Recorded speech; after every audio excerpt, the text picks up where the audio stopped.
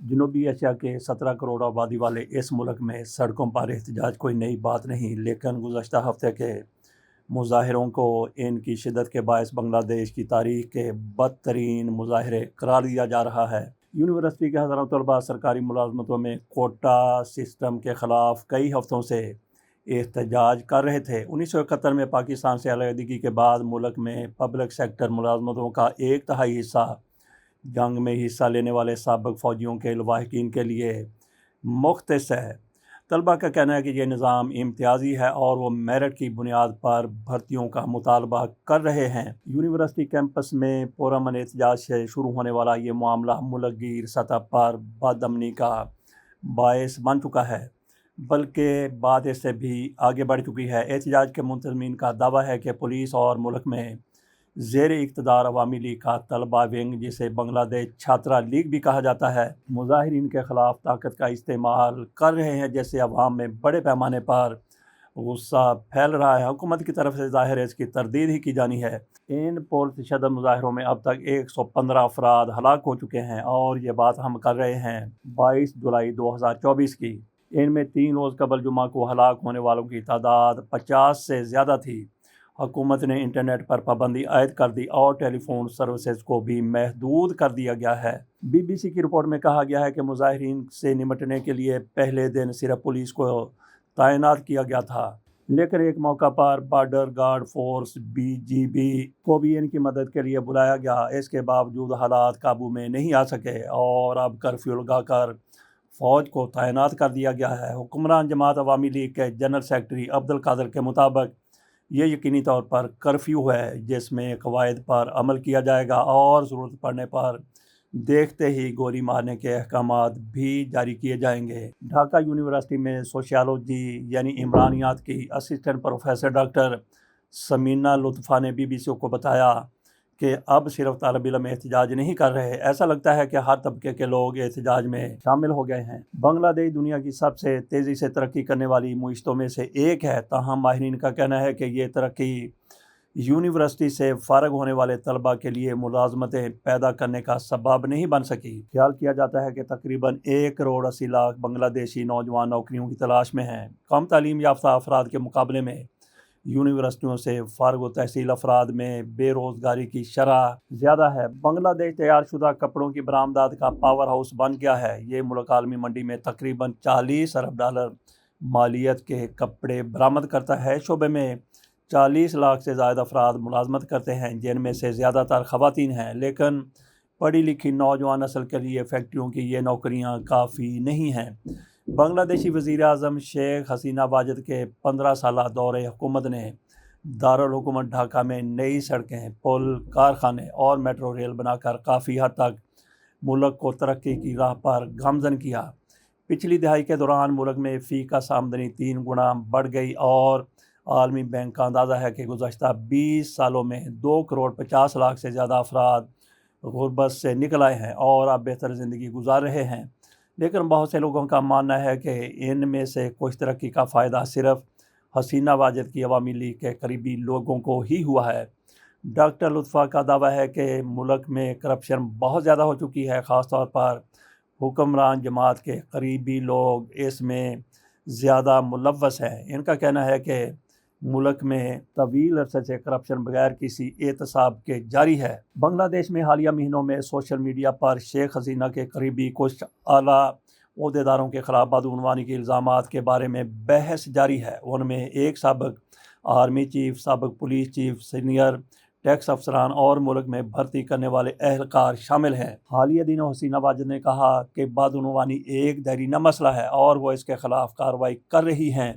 ڈھاکہ میں press conference کے دوران حسینہ نے بتایا کہ انہوں نے اپنے چپڑاسی کے خلاف کارروائی کی ہے، جس کے اکاؤنٹ سے مبینہ طور پر 400 کروڑ نکلے ہیں۔ ان کا نام عالمگیر بتایا جاتا ہے۔ انہوں نے کہا کہ وہ میرے گھر میں کام کرتا تھا، میرا چپڑاسی تھا اور اب وہ 400 کروڑ روپے کا مالک ہے۔ وہ ہیلی کاپٹر کے بغیر کہیں آ جا نہیں سکتا، مگر سوال یہ ہے کہ اس نے اتنے پیسے کیسے بنائے۔ میں نے یہ جاننے کے فوراً بعد، حسینہ واجد کہتی ہیں، کہ ایکشن لیا اور اس کے بعد پتہ یہ چلا ہے کہ یہ شخص عالمگیر بنگلہ دیش چھوڑ کے جا چکا ہے۔ اس کے پاس دنیا کی مہنگی ترین گاڑی اور بنگلہ دیش میں ڈھاکہ میں بہت بڑا بنگلہ بھی ہے۔ حسینہ واجد کی طرف سے اس اپنے چپراسی کا نام نہیں بتایا گیا، لیکن لوگوں نے کھوج لگا لیا اور پتہ یہ چلا کہ وہ عالمگیر ہے، اور وہ کہتے ہیں کہ میرے پاس جو بھی پیسہ ہے وہ میں نے اپنی فائلوں میں ریکارڈ میں بتایا ہوا ہے۔ بنگلہ دیش میڈیا کا ماننا ہے کہ اتنی رقم سرکاری ٹھیکوں کی لابنگ کے لیے رشوت لے کر ہی اکٹھی کی جا سکتی تھی۔ بنگلہ دیش میں انسداد بدعنوانی کمیشن نے سابق پولیس چیف بے نظیر احمد کے خلاف تحقیقات کا آغاز کیا، جنہیں حسینہ واجد کا قریبی ساتھی سمجھا جاتا ہے۔ ان پر مبینہ طور پر غیر قانونی طریقوں سے لاکھوں ڈالر کمانے کا الزام ہے، تاہم وہ ان الزامات کی تردید کرتے ہیں۔ ظاہر ہے جس پر الزام لگے گا ان میں سے کسی نے نہیں کہنا کہ ہاں میں کرپٹ ہوں، میں بے ایمان ہوں، میں نے یہ بے ایمانی بدعنوانی کی ہے۔ ملک میں مہنگائی سے لڑتے عام شہریوں نے اس خبر پر خاصا سخت رد عمل دیا۔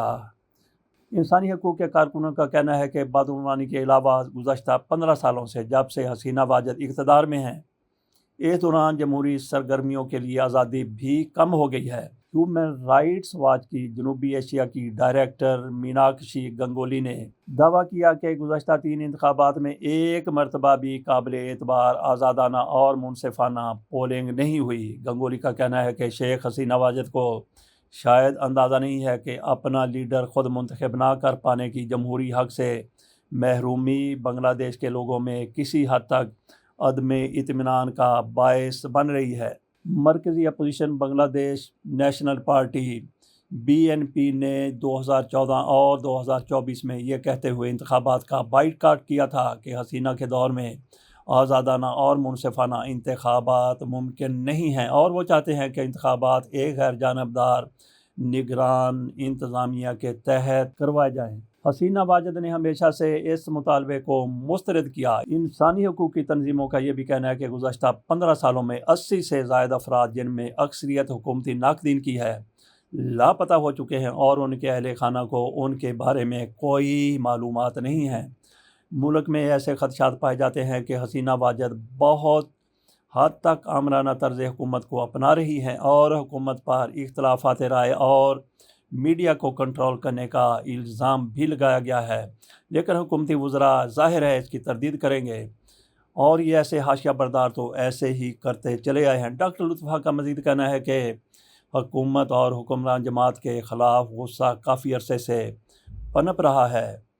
لوگ اب اپنا غصہ دکھا رہے ہیں، اور اگر ان کے پاس کوئی راستہ نہیں بچا تو وہ احتجاج کا سہارا لے رہے ہیں۔ حسینہ واجد کے وزراء کا کہنا ہے کہ مظاہرین کے اشتعال انگیز اقدامات کے باوجود حکومت نے انتہائی تحمل کا مظاہرہ کیا ہے۔ ان کا دعویٰ ہے کہ ان مظاہروں کو ان کے سیاسی مخالفین اور اسلام پسند جماعتوں نے بھڑکایا ہے، اور انہوں نے ہی تشدد کا آغاز کیا ہے۔ وزیر قانون انیس الحق نے کہا کہ حکومت ایشوز پر بات چیت کرنے کے لیے تیار ہے۔